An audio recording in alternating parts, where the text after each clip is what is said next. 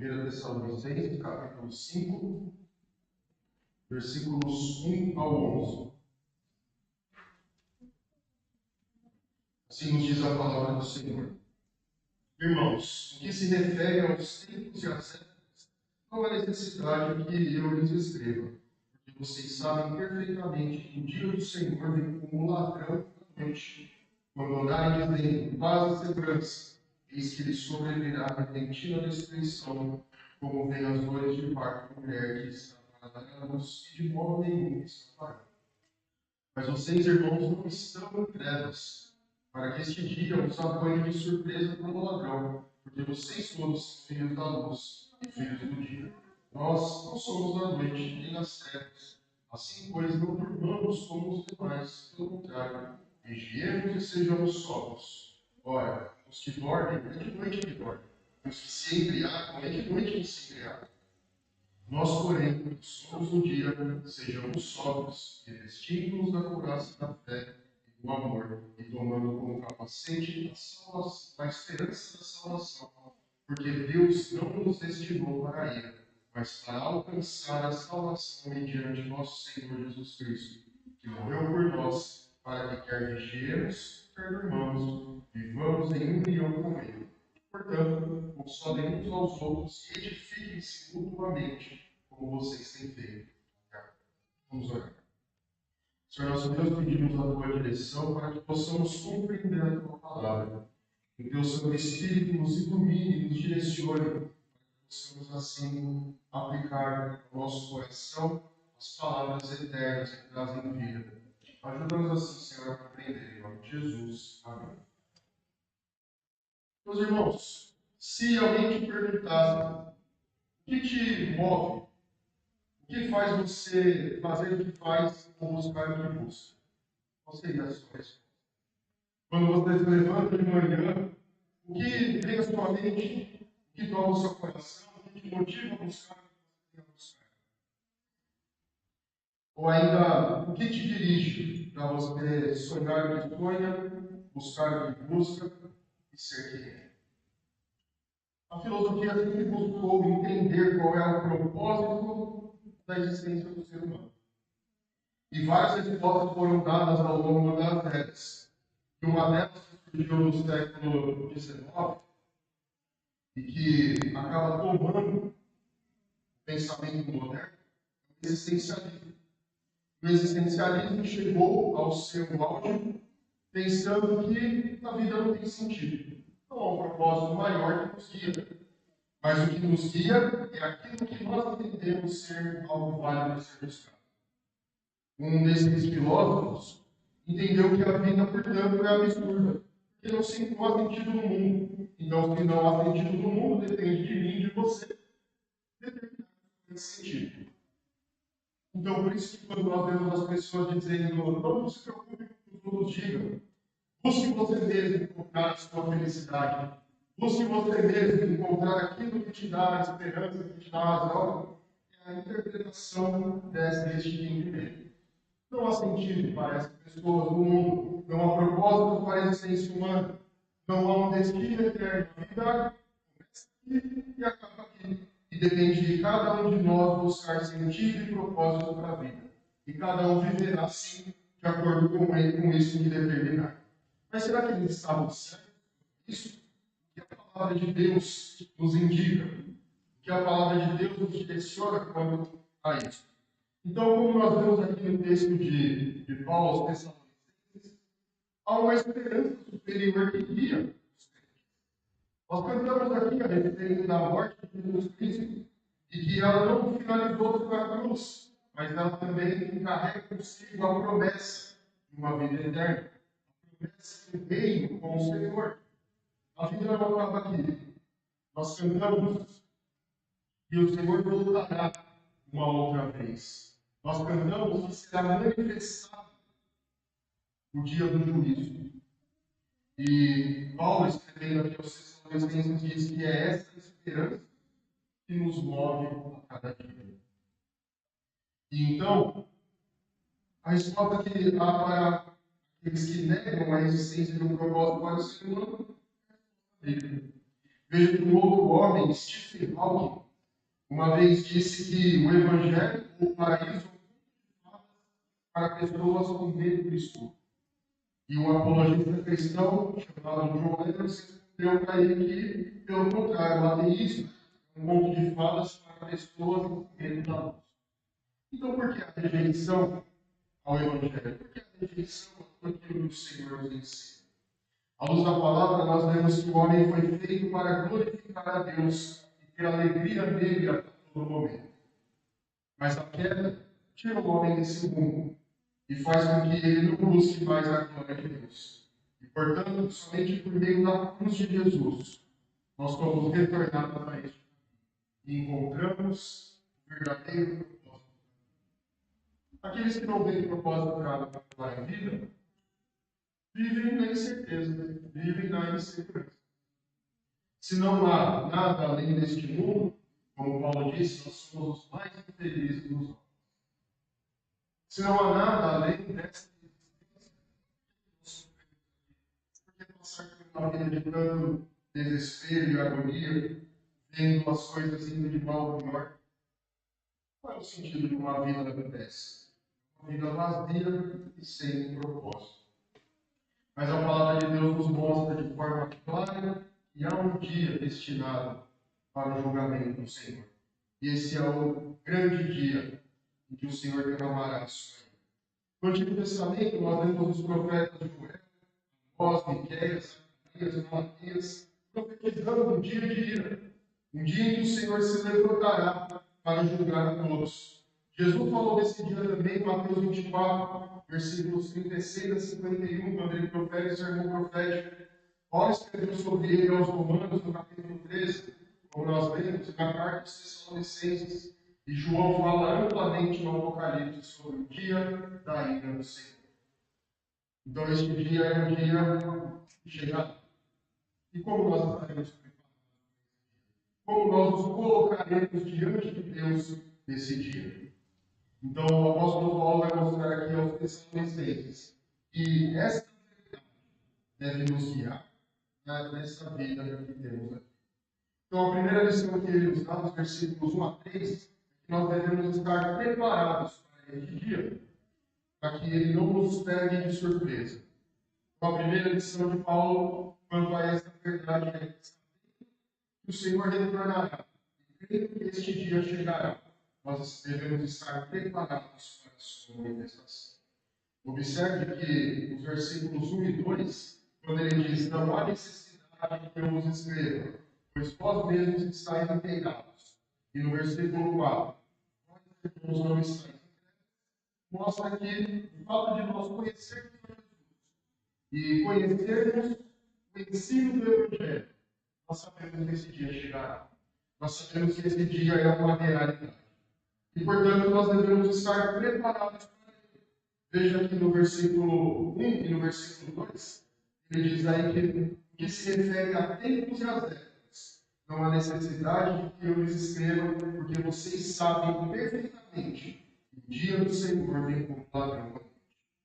Um pouquinho antes aí na carta, no versículo 13, até o final do capítulo 4, primeira lição recente mesmo, Paulo já havia dito a respeito da condição em que as pessoas estariam nesse dia. Aqueles que dormissem no Senhor se apresentariam primeiro e logo depois também os que estiverem vivos também estarão diante do Senhor. Então essa é uma realidade conhecida pelo crente. Cristo veio. Ele veio a primeira vez em humildade. Ele veio para sofrer, tomar o nosso lugar, passar pelo sofrimento, dor e morte de forma substitutiva e assim manter a salvação em nosso lugar. Mas a segunda vez ele voltará bonito, como juiz, para julgar a todos. Aqueles que estiverem em Cristo receberão a justiça que ele conquistou para eles. Porque tudo aquilo que Cristo fez por nós, conquistou a justiça diante de Deus. De modo que nós somos vistos por Deus como Cristo. Porque a sua justiça foi imputada a nós. Mas aqueles que não estiverem em Jesus serão condenados pelos seus pecados e receberão a justa condenação dos seus pecados. E é por isso que o evangelismo, e por isso que o evangelho é escatológico, porque ele fala a respeito da volta do Senhor Jesus. Nós não podemos nos esquecer dessa verdade. Por vezes nós vivemos na nossa vida como se ela se resumisse a isso que nós temos hoje. Então nós acordamos, trabalhamos, estudamos, dormimos, vivemos, e como se isso tudo fosse final. O Evangelho ele aponta para essa verdade. O Senhor Jesus voltará. Foi isso que o anjo disse quando Jesus retornou ao céu lá no começo de Atos, capítulo 1, quando Jesus ascende aos céus. Ele diz, o anjo diz ali quando eles estão olhando ainda, por que vocês estão olhando ao céu? Da forma como ele subiu, ele voltará. Na sua ascensão, o retorno ao trono, Jesus disse que aquilo não era final. Mas haveria um dia em que ele retornaria em poder e grande glória. E não cabia a eles questionar quando isso aconteceria, como alguns deles perguntaram: quando o Senhor retornará? E Jesus disse: não compete a vocês conhecer tempos ou épocas. Então a realidade é que o Senhor voltará, mas nós não sabemos quando isso acontecerá. Então, cientes disso, os Tessalonicenses sabiam que o Senhor Jesus voltaria. Então, a primeira lição que nós temos é que nós devemos crer que isso acontecerá. Não devemos ficar conjecturando quando será, quando acontecerá, não devemos tentar marcar um prazo para que isso aconteça, como alguns fizeram ao longo da história e erraram, mas nós devemos crer que Cristo voltará no momento em que Deus determinou. E o versículo 3 nos dá o contraste disso. Nos dá o contraste daqueles que estão em Cristo e daqueles que estão fora dele. Observe o versículo 3. Quando andarem dizendo paz e segurança, eis que lhes sobrevirá a repentina destruição, como vem as dores de parto. Então, o que Paulo está dizendo aqui é que aqueles que não esperam a volta do Senhor estarão vivendo a sua vida. Estarão, como nos dias de Noé, se casando, comendo, vivendo. Não há nada de errado nessas coisas. Mas o problema é como e qual a expectativa que nós temos. Se nós vivemos tranquilamente, sem aguardar esse dia, se nós vivermos sem esperar que ele aconteça, vivendo a nossa vida, vivendo de acordo com como nós bem entendemos, um dia nós seremos surpreendidos pela volta do Senhor. Então, quando ele diz aqui que alguns dizem paz e segurança, é porque isso mostra que eles estão tranquilos, estão relaxados vivendo a sua vida. E aqui também há um elemento ético e moral, porque se não se aguarda a volta do Senhor, se não tem o Senhor Jesus como seu Senhor, a vida será vivida de acordo com os seus próprios ideais. É a conclusão que os existencialistas chegaram. Se não há propósito para a vida, se não há algo maior que nos direciona, então a vida determina o que é melhor para si. Coloque para si um padrão moral, coloque para si um padrão ético, coloque para si uma linha de conduta e viva com ela. Mas a palavra aqui nos diz que para quem não está aguardando a volta do Senhor e vive tranquilamente, sem pensar que isso acontecerá, virá repentina destruição. E o final do versículo 3 diz que de modo nenhum aqueles que estiverem apartados de Cristo escaparem desse dia. E veja que o texto diz que esse dia está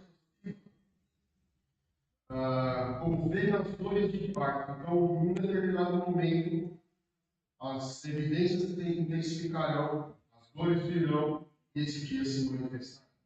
Então, a primeira lição de Paulo para nós é que nós devemos estar atentos para este dia.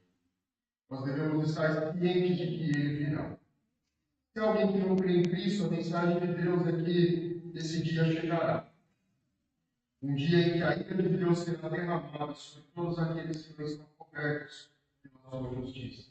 A Bíblia nos mostra claramente que o salário do pecado é a morte, mas o dom gratuito de Deus é a vida eterna em Cristo Jesus. O que isso significa? Que se nós vivermos naturalmente, como desde o nascimento, como escravos do pecado, vivendo pelo pecado e para o pecado sem Cristo, o salário que nós receberemos por essa vida é a morte. A morte eterna.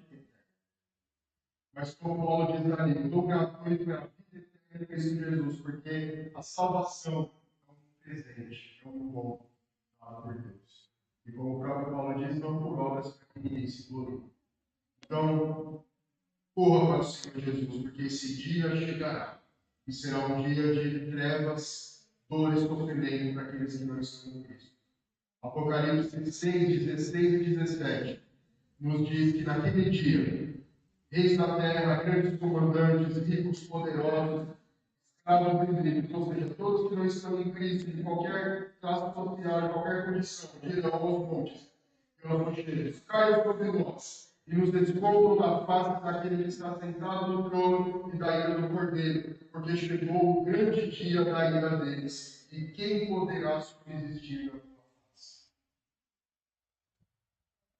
A ira do Senhor será derramada. Então corra para Jesus Cristo, porque aqueles que estiverem nele receberão a sua justiça. Porque na cruz do Calvário ele levou sobre si as nossas dores. Ele levou a ira de Deus sobre si, que era destinada a nós. E por isso, os crentes em Cristo fugirão, escaparão desse dia e não passarão pela ira, mas receberão a coroa da vida conquistada pelo próprio Deus. Então, para nós que cremos no Senhor Jesus, nós devemos estar preparados para a manifestação desse dia. Nós somos criados para isso, meus irmãos. E nós somos peregrinos neste mundo. E, como peregrinos, nós aguardamos encontrar novamente as terras que estão destinadas a nós. Estamos buscando a nossa cidade verdadeira. Então, esteja preparado para a manifestação do dia de Cristo. A segunda lição que Paulo nos ensina, uma vez que nós estamos conscientes disso, uma vez que nós sabemos que o Senhor Jesus voltará e estamos atentos a esta volta, nós devemos viver em sobriedade e vigilância. Versículos 4 até o começo do versículo 8, Paulo nos ensina isso.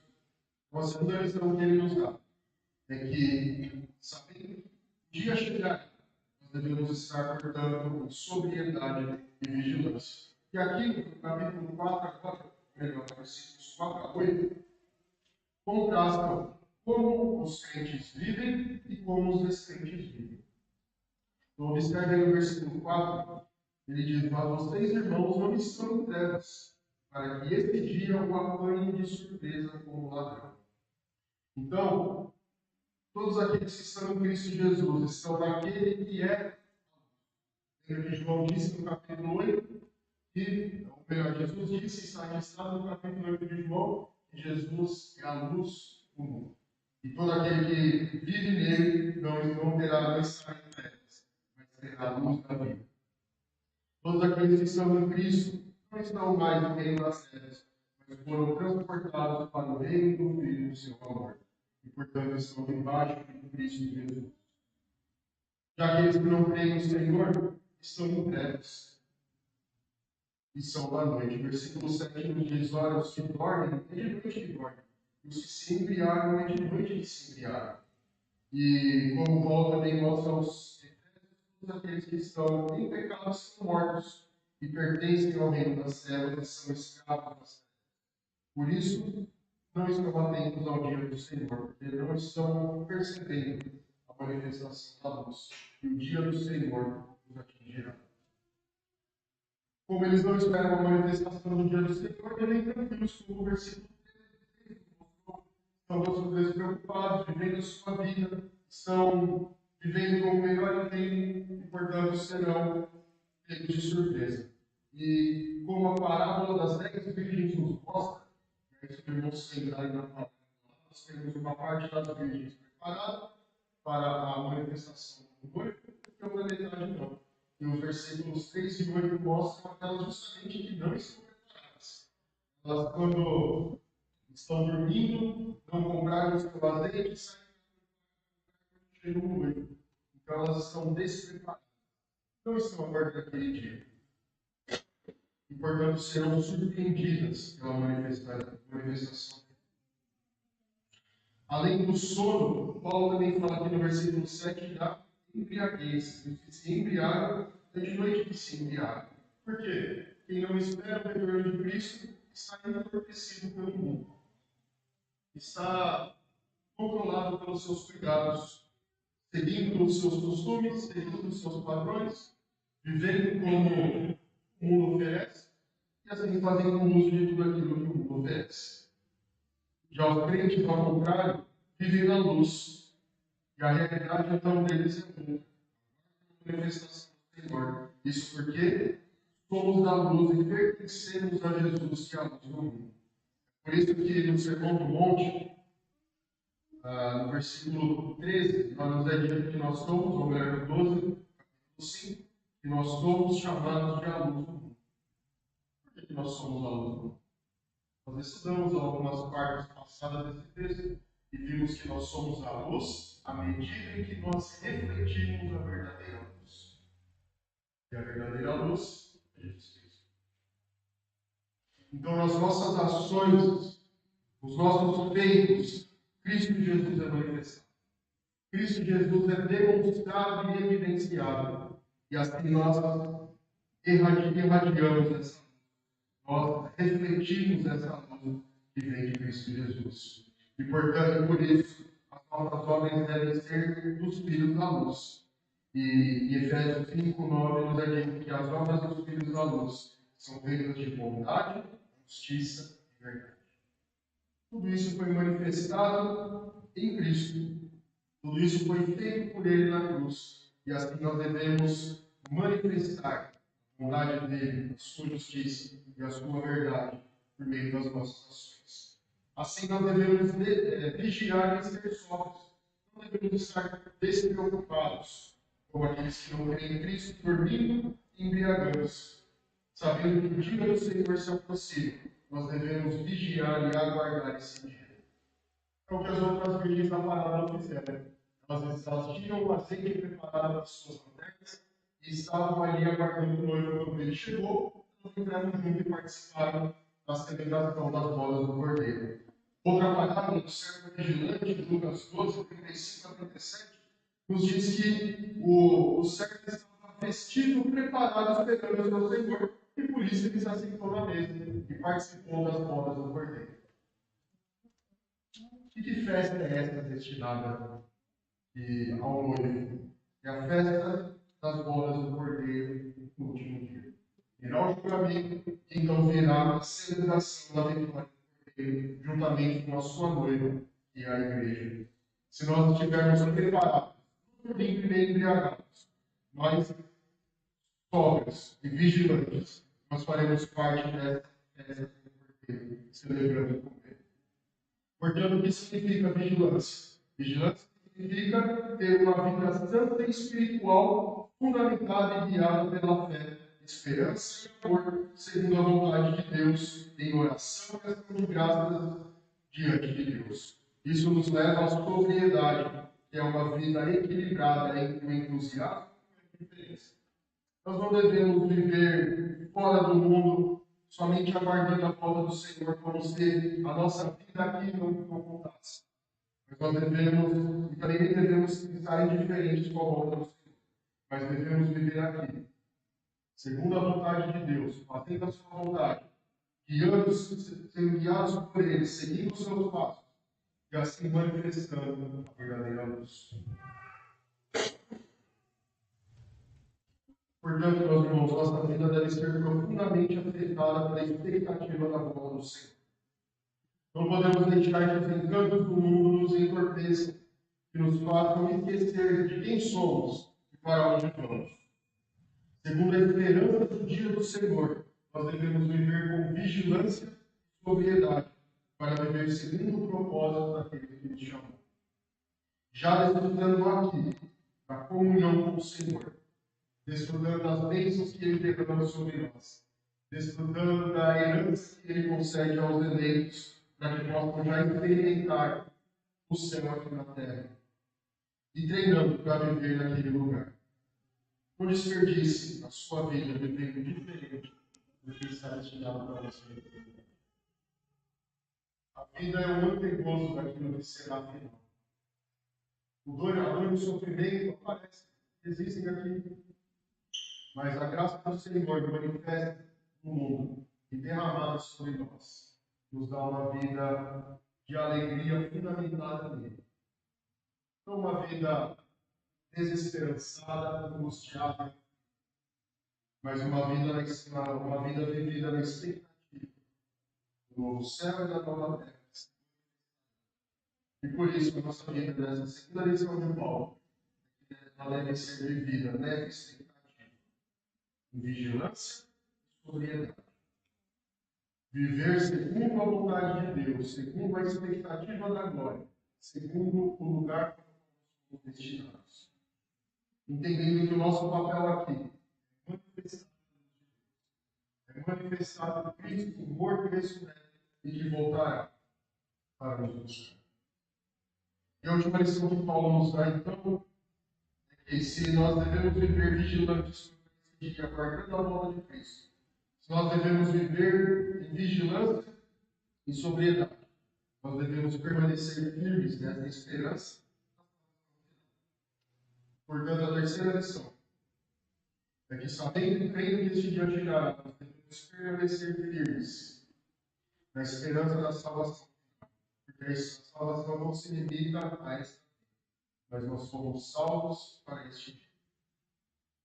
Em grande medida, nós vivemos a nossa vida, vivemos o dia a dia, rotina, e acabamos por não olhar para o céu e para essa esperança bendita. Nós somos tomados pela rotina, pela correria do dia a dia, e assim acabamos vivendo a vida. Nos esquecemos deste dia. E assim nós acabamos por pensar na salvação apenas em termos temporais. A salvação é fazer parte da igreja, vir à igreja, ter um padrão a ser seguido, ter uma comunidade para participar, ter a salvação, em algum sentido que às vezes nós não contemplamos de forma plena, pensamos apenas em termos abstratos, mas a salvação ela tem um propósito final, que é a consumação. Esse mundo passará. Esse mundo um dia não existirá mais desse modo. O pecado já não mais existirá, a dor e o sofrimento não mais existirão. Mas o Senhor voltará para refazer todas as coisas. O novo céu e a nova terra serão instalados para que nós vivamos. E assim então nós devemos pensar nisso. Pensar a salvação em termos escatológicos, em termos de que Cristo voltará e que assim, a cada tempo que passa, essa expectativa nos guiará e nos direcionará. Nós assim desfrutaremos dessa expectativa e dessa esperança. Nós não podemos deixar que no dia a dia nos segue quanto a isso, nos faça deixar de pensar na salvação, mas nós devemos aprender a olhar para esse dia, na esperança de que ele será a manifestação da justiça plena e perfeita de Deus, quando o pecado será destruído. Os inimigos de Deus serão finalmente punidos eternamente. O inferno será lançado no lago de fogo. E a vitória de Cristo será consumada naquele último dia. Portanto, Paulo nos ensina que nós devemos entender a salvação como a manifestação da justiça de Deus, com uma influência real na nossa vida de oração. Então, por que nós não vivemos segundo os padrões mundanos? Porque nós sabemos que eles são contrários à justiça e à santidade do Senhor. São contrários ao próprio Deus. E, portanto, os crentes não podem viver contra o Senhor. É por isso, então, que Paulo diz no versículo 8, na segunda metade dele, acompanha a leitura na sua vida, que uma vez que nós devemos ser sóbrios, vigilantes, devemos nos revestir da couraça e do amor, e tomar como capacete a esperança da vida. Então, observe que a couraça é um instrumento de defesa. E a Bíblia mostra que a fé e o amor são instrumentos de ataque. Então, o que Paulo tem em mente aqui? Que à medida que nós nos defendemos do mundo, nós estamos também atacando. Quando nós vemos a contrariedade do mundo, os ataques, a nossa tendência é nos retrair, é apenas nos defender. Mas a palavra nos ensina a nós contra-atacarmos com a fé e o amor. A fé é a apropriação das verdades do Senhor. como o autor aos Hebreus diz, é a certeza de coisas que se esperam e a certeza de fatos que não se veem. Então, o Espírito Santo está em nós, aplicando a mensagem do Evangelho, aplicando em nós o Cristo morto e ressurreto, para que nós creiamos nele. Portanto, a fé é um instrumento de Deus, para que nós nos apropriemos da verdade revelada. Então, uma vez que nós manifestamos essa fé, nós estamos contra-atacando tudo aquilo que vai contra o Senhor Jesus. E manifestamos assim o amor de Deus que foi manifesto em nós, e que uma vez que nós o amamos, nós também amamos ao outro. Então, a nossa defesa contra o ataque, a nossa defesa contra o mundo, contra o ataque que ele faz, é manifestar a fé no Senhor e o amor que nós temos. Da mesma forma, Paulo fala do capacete que nos protege contra o ataque também. E esse capacete é a esperança. Então, que esperança há para quem não crê no último dia? Que esperança há para quem não crê no propósito para essa vida? Que esperança há para quem não nutre um propósito para a sua vida? Nenhum. Mas para aqueles que estão em Cristo, a esperança, a segurança e a certeza de que Cristo nos salvará e nos levará para morar com Ele nas moradas eternas. É o que nos protege contra o mundo. Por que nós não devemos abandonar a verdade do Senhor? Não devemos deixar que o mundo nos afete, nos ensinando a mentira e a falsidade, defendendo contra isso, por meio da esperança e expectativa da salvação. A esperança da consumação deve guiar o nosso coração. Mateus 16, 27 nos diz: porque o Filho do Homem há de vir na glória do seu Pai, com os seus anjos, e então ele cuidará cada um conforme as suas obras. Então, a esperança da salvação mostra que, estando em Cristo, nós não excederemos os nossos pecados.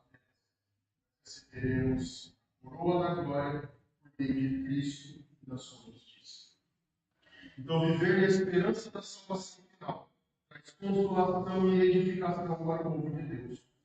Veja que o versículo 11 diz: portanto, consolem uns aos outros e edifiquem-se mutuamente, como vocês têm feito até agora.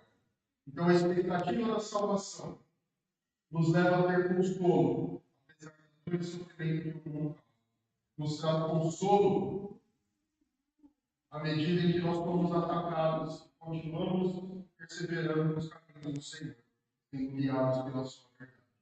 E também à medida em que nós lutamos contra a falsidade e a mentira, nós somos edificados. Mas veja que nós não somos chamados para viver essas coisas individualmente. Veja que a consolação é a edificação. Elas são muitas. Consolem uns aos outros e edifiquem-se mutuamente, como vocês têm feito agora. Então Deus nos chama para não vivermos a salvação sozinhos, não experimentarmos as verdades do Evangelho sozinhos, mas Ele nos chama para viver a expectativa da redenção em comunidade. É por isso que nós somos incluídos no corpo de Deus por meio do batismo. Porque Deus preparou para nós um povo com o qual nós possamos compartilhar a verdade do Evangelho. Compartilhar o fortalecimento que Ele nos dá. Edificar uns aos outros. Às vezes nós pensamos em exortação como uma bronca que alguém nos dá, mas a exortação vai significar também consolo, ânimo. Então, quando nós estamos sendo afligidos pelas tentações, quando nós estamos enfraquecidos, nós devemos contar uns com os outros para que o consolo de Deus venha. Quando tropeçarmos, sermos repreendidos e repreendermos uns aos outros. Nós somos chamados para crescer. E é por isso que também a palavra edificação aqui aparece. Para que o edifício bem ajustado, fundamentado na verdade dos apóstolos e dos profetas, tem a pedra fundamental Cristo. Esse edifício cresce para a glória de Deus. A igreja é um edifício que está sendo construído, ajustado, aperfeiçoado. Nós não somos pedras caminhando por aí. Nós não somos pedaços de prédio cortando. Um ser edifício. Um edifício que se sustenta. O edifício não fica em pé se não tiver a base, se não tiver os alicerces, se os tijolos não estiverem bem ajustados, se a argamassa não estiver sendo bem colocada. Somos o edifício de Deus, edificados sobre o Cristo que morreu e ressuscitou, fundamentados na sua verdade, que bem ajustado cresce para a glória de Deus. Por isso que nós devemos, então, edificar-nos uns aos outros, mutuamente. À medida em que nós exortamos e consolamos uns aos outros, e que ajudamos no crescimento espiritual, que ajudamos na edificação, e nós não devemos nos colocar numa posição de que eu não preciso dos outros. Seja eu como pastor, seja a liderança da igreja como liderança, seja diretorias de sociedade interna, sejam aqueles que estão aqui à frente tocando, seja membro de igreja, cada um de nós, tá? E ajuda na promessa. Nenhum de nós alcançará a perfeição final aqui, de modo que não precisará de mais ninguém. Mas Cristo nos chama para a esperança da salvação final, nos consolarmos uns aos outros e nos edificarmos. A igreja não se reúne aqui somente para ter um pastor na frente falando, para ter professores bem preparados falando. Isso é fundamental, porque é uma instrução que vem de Deus, é o ensino da palavra. Mas esse ensino deve também percorrer a igreja. Ele deve ser experimentado e vivenciado pela igreja. Pensa na figura do corpo. O sangue corre, levando vida para o corpo. Se uma parte deixa de receber o sangue, a palavra de Deus é esse sangue que percorre o corpo e vai alimentando as outras partes. Veja que são várias figuras que a palavra usa para mostrar a importância do corpo da igreja. Essa igreja não crescerá nesse bairro se ela caminhar sozinha. Cada um de nós caminhar sozinho. Ela não será uma testemunha neste bairro se vários testemunhos forem dados aqui. O poder do Evangelho se manifesta de forma mais plena quando um corpo verdadeiro que vive a realidade do Evangelho está vivendo isso. Veja que as cartas de Paulo, as cartas de João, as igrejas do Apocalipse, falam de igrejas sofrendo perseguições, sofrendo ataques por novos falsos ensinos. Mas como que essas igrejas vencem? Unidas. Se um membro do corpo sofre, todo o corpo deve sofrer. Meus irmãos, cada um de nós deve buscar sim a santificação do Senhor, conhecimento da palavra. Mas esse não é o fim da história. Nós devemos buscar edificar-nos mutuamente. Devemos consolar uns aos outros. E devemos, como igreja, crescer. Todos crescendo da mesma forma. Todos crescendo proporcionalmente. Voltando à figura do corpo. Não pode um membro do corpo crescer mais que o outro, um dedo crescer mais que o outro, um braço crescer mais que o outro. Mas todo o corpo, unido pelas juntas e medulas, cresce. Porque Cristo é o que nos une. Nós não somos unidos por preferências, por gostos, por afinidade, mas pelo Cristo que morreu por nós e nos dará a salvação eterna. Ao viver nesta igreja, como irmãos e irmãs do Senhor, nós estamos vivendo algo que acontecerá. Tem no Apocalipse, capítulo 5 e 7, uma grande multidão louvando e bendizendo o Cordeiro que foi. Não são pequenos grupos separados, cada um adorando a sua forma. É um que vive numa fé, numa esperança, sobre um só Senhor e para um Senhor. Portanto, meus irmãos, a terceira lição de Paulo que nós devemos nos fortalecer dessa esperança. Não em termos somente de salvação aqui nesta vida, mas de salvação não, que será manifestada neste dia, quando o Senhor voltar. Portanto, eu resumo o que nós vemos nesse texto aqui. Devemos viver neste mundo, na expectativa do regresso de Cristo. E isso significa que devemos estar preparados para este dia. Não ser pegos de surpresa, mas estar vigilantes. Nossa vida deve ser marcada pela sobriedade.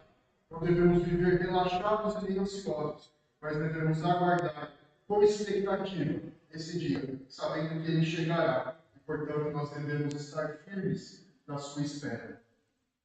O versículo 10 nos diz que quer nós durmamos ou quer nós vigiemos, nós estaremos vivendo em união com Ele.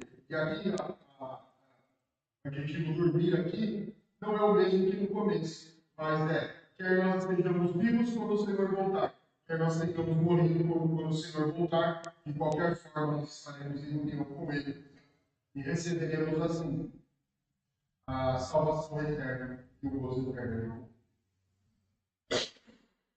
Algumas aplicações finais, então. Se alguém aqui nessa manhã ainda não crê em Cristo, entregue sua vida a Ele. Creia que somente por meio dele você poderá fugir desse grande dia. Porque somente quem estiver debaixo da sua justiça, quem estiver unido a Cristo, não receberá a ira de Deus sobre si, porque Cristo já fez isso em nosso lugar. A segunda lição é que o nosso evangelismo deve ser anunciado com a fidelidade do Evangelho. Devemos anunciar o Cristo morto e ressurreto, mas lembrar também da sua volta, da sua manifestação final, quando ele consumará. Nós vemos quando nós falamos sobre cosmovisão, que nós podemos olhar a história como criação, redenção e a consumação, que é quando Cristo voltará para aplicar tudo aquilo que ele fez na cruz e restaurar todas as coisas, conforme a sua vontade. Então, anuncie o Evangelho, anuncie a volta de Jesus e anuncie o grande dia do juízo. Foi isso que Jonas fez. Ele foi enviado para pregar que a ira de Deus seria derramada sobre a cidade, se ele não se arrependesse. Terceira aplicação, viva em vigilância, lembrando que nós somos peregrinos neste mundo e que aguardamos essa cidade. Não viva embriagado pelo mundo e entorpecido por ele, mas viva segundo a expectativa da volta de Cristo. E essa esperança deve nos guiar a cada dia. Essa esperança deve estar diante dos nossos olhos e deve influenciar cada ação. Que o Senhor nos ajude a viver nessa expectativa, sendo guiados por Ele. Senhor, nós damos graças a Ti, que a Tua palavra nos anima, nos direciona para conhecer a Tua vontade. Que possamos assim, Senhor, à luz da Tua palavra, viver aguardando a manifestação desse grande dia, quando o Senhor voltará para buscar o Teu povo e para executar a justiça contra os Teus inimigos. Que nós possamos orar para esse dia com esperança. Possamos orar para este dia com o desejo de que ele aconteça, para que finalmente recebamos este reino eterno preparado. O novo céu e nova terra se manifesta, e o Senhor puna a justiça para a maldade. Assim oramos, Senhor, para que o Senhor nos ajude a viver nessa expectativa. E se alguém aqui ainda não crê, Senhor, nessa palavra do Senhor, possa ser aplicada nesta manhã, possa vir aos pés da cruz, confessando a Ti, Senhor, em arrependimento. Oramos assim em nome de Jesus. Amém. Meus irmãos, nós agora passaremos a